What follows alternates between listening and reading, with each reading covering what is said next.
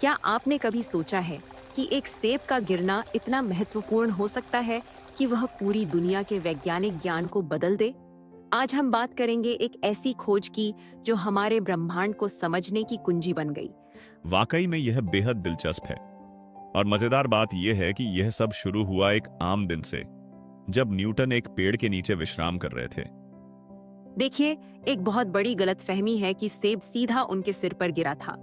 वास्तव में उन्होंने सेब को गिरते हुए देखा था, जो उनसे कुछ दूर जा गिरा। लेकिन यह घटना उनके लिए एक वैचारिक क्रांति का कारण बन गई। हम तो क्या यही वह क्षण था जब उन्होंने गुरुत्वाकर्षण के बारे में सोचना शुरू किया? बिल्कुल। उन्होंने सोचा कि आखिर हर चीज नीचे की ओर ही क्यों गिरती है, और इस सवाल ने उन्हें एक ऐसे सिद्धांत की ओर ले गया जो आज भी विज्ञान की बुनियाद है। उन्होंने पाया कि ब्रह्मांड में हर वस्तु एक दूसरे को आकर्षित करती है। और यह आकर्षण बल वस्तुओं के द्रव्यमान और उनके बीच की दूरी पर निर्भर करता है ना? एकदम सही।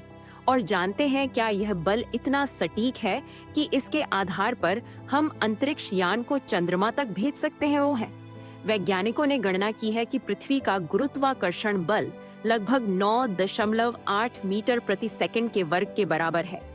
यह तो बेहद रोचक है। लेकिन क्या यह बल हर जगह एक जैसा होता है? नहीं, बिल्कुल नहीं। चंद्रमा पर यह बल पृथ्वी के मुकाबले छठे हिस्से का होता है। इसीलिए अंतरिक्ष यात्री वहां इतनी आसानी से कूद सकते हैं नहीं है, और मंगल ग्रह पर यह पृथ्वी के 1/3 के बराबर है। तो क्या यही कारण है कि सूर्य के चारों ओर सभी ग्रह एक निश्चित कक्षा में घूमते रहते हैं? बिल्कुल। और आप जानकर हैरान होंगे कि सूर्य का गुरुत्वाकर्षण बल इतना प्रबल है कि वह पृथ्वी को प्रति सेकंड 30 किलोमीटर की रफ्तार से अपनी ओर खींचता है थे। लेकिन पृथ्वी की गति के कारण वह एक संतुलित कक्षा में बनी रहती है। वाह, यह तो वाकई अविश्वसनीय है। और एक दिलचस्प बात, न्यूटन ने इस सिद्धांत को समझाने के लिए एक नई गणित शाखा का भी आविष्कार किया, जिसे कैलकुलस कहते हैं। आज यह गणित का एक महत्वपूर्ण हिस्सा है। तो क्या यह कहना सही होगा कि एक सेब ने न केवल भौतिकी बल्कि गणित को भी बदल दिया? बिल्कुल सही कहा। और आज यही सिद्धांत हमारी मौसम की भविष्यवाणी से लेकर जीपीएस सिस्टम तक हर जगह काम आता है।